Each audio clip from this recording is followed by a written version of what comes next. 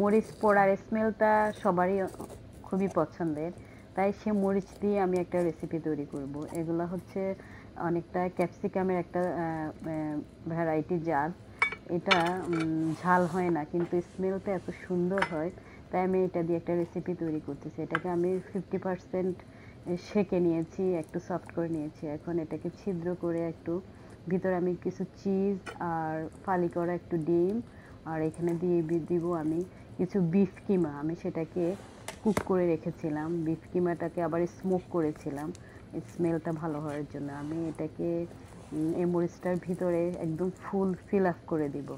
মরিচটার ভিতরটা অনেকটা ফাঁপা, মোটামুটি অনেক বেশি লাগে এটাকে ফিল আপ করতে। আর এরকম করে আমি সবগুলোকে নিয়ে নিব। আর এখন লাস্টে আবার দিয়ে দিচ্ছি একটু চিজ, দিয়ে উপরে কাবারটা যেন এখানে স্টিকি হয়ে লেগে যায়। এগুলাকে আমি গ্রিল ফ্রাই প্যানে দিয়ে আবার গ্রিল করবো। এরকম করে আমি 3-4টা মরিচ সবগুলোকে নিয়ে নিয়েছি।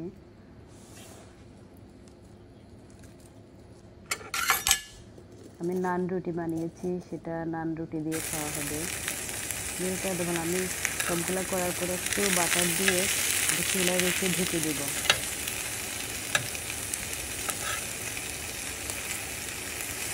এত মজার এই খাবারটা, আর এত স্মেল, পুরো ঘর স্মেল হয়ে গেছে। এটা রান্না স্মেলটাতে অনেক ভালো লাগে, খুবই মজার, খুবই সহজ বানানো। আমি ঢেকে দিব 2 মিনিটের জন্য। আর এখন আমি আমার নান রুটিগুলো অন্য চুলায় সেঁকে নিচ্ছি। আমি নান রুটির আটাটাকে অন্যদিন আমি শেয়ার করব কীভাবে আমি নান রুটির যে ডোটা তৈরি করেছি, কীভাবে খুবই সহজ বাসায় বানানো যায়। কিছুক্ষণ 2-3 ঘন্টা আগে ডোটা রেডি করে রাখতে হয়, তাহলে রেস্টিং টাইমটা ভালো হলে রুটিটা একদম সফট হয়। আমি এটা ময়দা দিয়ে তৈরি করেছি।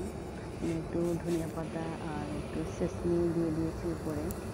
আর এই যে হয়ে গেলে এক পিঠ আমি চুলা একটু এরকম সেঁকে দাগ করে নিচ্ছি, তাহলে এটা ভালো আসে। আমি এখানে বাটার দিয়েছি, এটা নন ফ্যাট বাটার।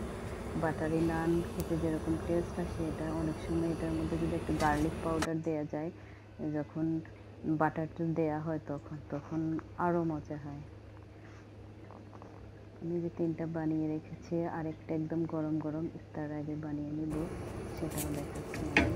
ফ্রাই প্যানটা যখন একটু বেশি গরম হবে, তখনই রুটিটা দিলে খুব দ্রুত নিচের অংশটা ক্রিস্পি হয়ে যায়, আর উপরের অংশটা একদম সফট হবে।